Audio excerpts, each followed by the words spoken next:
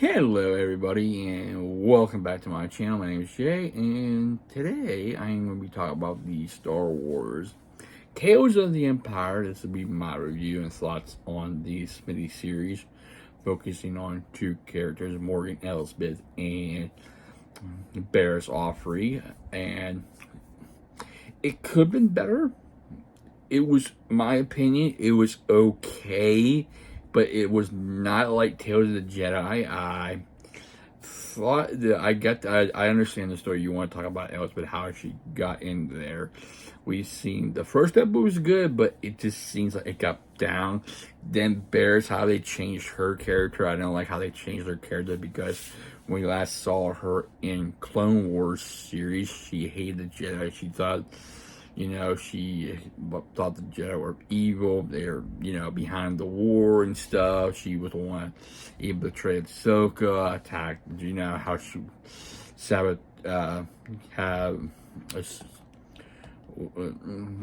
Ahsoka get arrested, but she was innocent, and stuff like that. I'd be interested to see just to have her go down that dark path, stay in that dark path, change it up to where she does finally change it to her redemption, and she gets killed off. I mean, they change it up, change her character. What started Morgan Elsbeth with her story.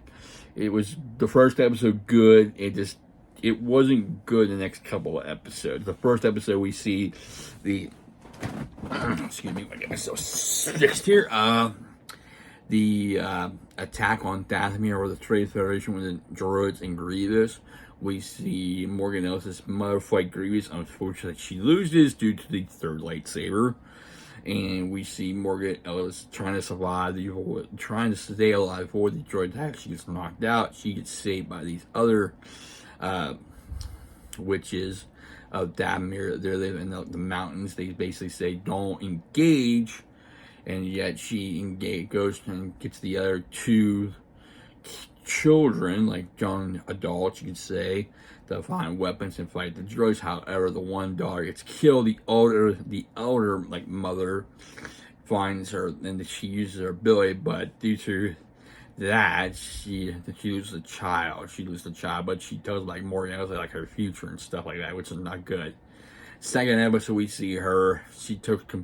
We see her like where she was before. She basically took her to that planet, but however, she's the one to come up with the ideas of the TIE Defender, which was used in the Star Wars Battlefront 2 game, the Inferno Squadron, which she had this idea. It will help, how she was make the, it'll be just like a good starfighter, but the Empire, like, he says, no, this has cost too much. We're not interested in that, blah, blah, blah. There's one other guy said, we're take interest in you. She comes back and informs the people that she failed. You promise, blah, blah. She's in control and just stuff like that. So she goes back to her quarters. She gets attacked by an assassin. It turns out the assassin was hit by this Imperial officer to test her. Then she meets Thrawn. Basically, Thrawn wants to have what you want to do with the Empire. She wants revenge for, what happened to her plans. Thrawn accepts her in. She's part of the Empire. Third episode, you have the New Republic come in, and she is, takes the center that she knows from that plan. She's part of the New Republic. There's no more Empire. She's been hidden. The people still work like slaves, trying to protect them and stuff. But she knows Thrawn's gonna come back, and she has the senator killed and stuff. And it's the only, I'm trying to offer you peace, but she don't get the protection she wants, So she's like putting fear and stuff in the galaxy, and that whole deal. It was okay. The Barriss Offee, we see her in prison in Coruscant. She sees the Jedi Temple burning up, Order 66 going on. She wants to know what happened. We meet one of the sisters of the Inquisitorius, Lynn. Her name was formerly Lynn, but she doesn't go by it. We did see her in Kenobi series as well. She comes offering Barriss a opportunity. No more Jedi. She gets the Inquisitor, gets to be part of the you see it tests to see if she gets to be part of Inquisitor. She fights the Grand Inquisitor, we see, which is pretty cool. A nice little about it. He's trying to get her not to think like a Jedi. Use your anger, hate, rage. Don't think like a Jedi. Be more. There's no more of that around.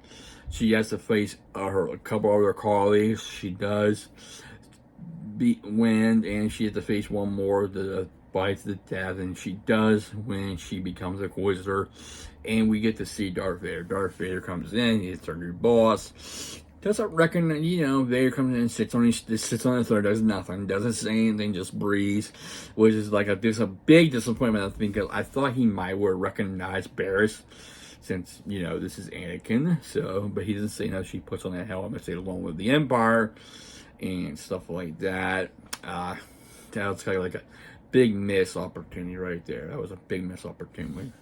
Yeah, because I think he knows it was Barriss, but he didn't say anything. But this is Vader, so he might just, forget who it is. Just, she's useful and stuff.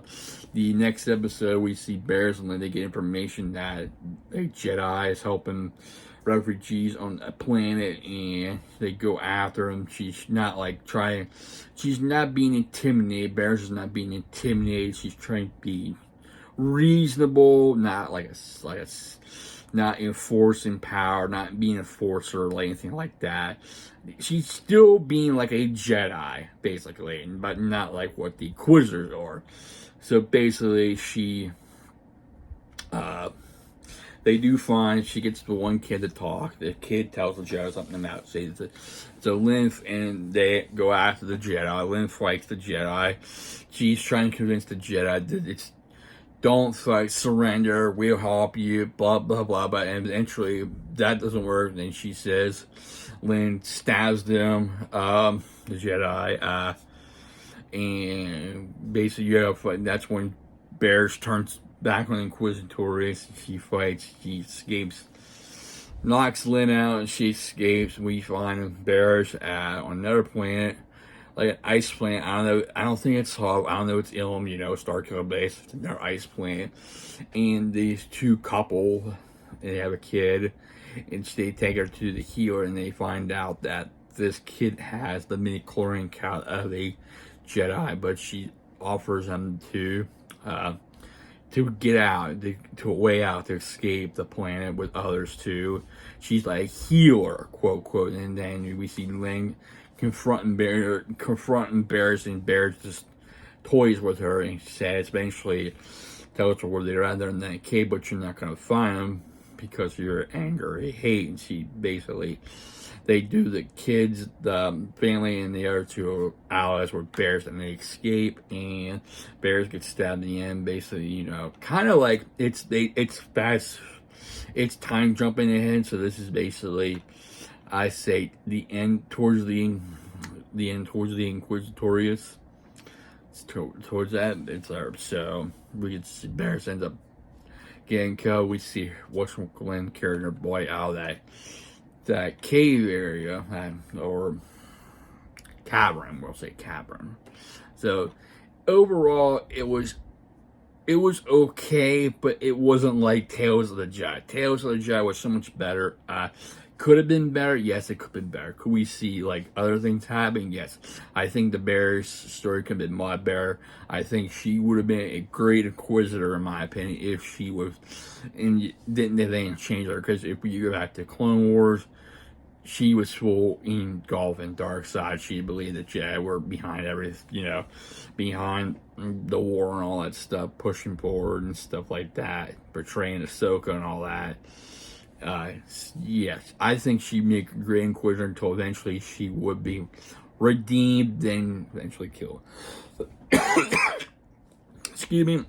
Morio's story was okay. Like I said, the first episode was good until it goes down. Overall, I give it a 6 out of 10. It could have been better. But overall, it was down. Tales of the Jedi, 9 out of 10. In my opinion, 9 out of 10. And it's down 9 out of 10. But Tales of the Empire, 6 out of 10. Even having Vader in there, Vader was basically clickbait. Vader was clickbait. This was not Filoni's best, but it could have been better. It could have been better in my opinion. But we'll have to wait and see, because next month we got the Acolyte coming out. That's going to be interesting, because remember this is like during the High Republic area. And if anybody sees I think whoever sees a red lightsaber should be immediately killed. Because they cannot know, nobody cannot know the Sith is still around, any Sith around. Because if you go back to episode 1, Gammy said the Sith has been extinct for over a millennia. They've been hiding in the shadows. So this should be interesting to see how they do this story, because they can't have anybody with a red blade. So anybody that's Jedi needs to be killed immediately. They can't have no way of knowing that the Sith is still around, still intact. So looking forward to seeing how that story turns out next month, the Acolyte. So looking forward to that. Anyway, if you enjoyed my review and thoughts on it, please like, please comment, and also if you like my other content, please subscribe to my channel. I really appreciate it. I thank you for stopping by, listening to my thoughts and review on Star Wars Tales of the Empire. Please like, please comment, please subscribe. Anyway, I hope you had a safe and wonderful Monday, or if you're not Monday, then Tuesday. I'll see you next time. Take care, stay safe, stay humble, and be a blessing.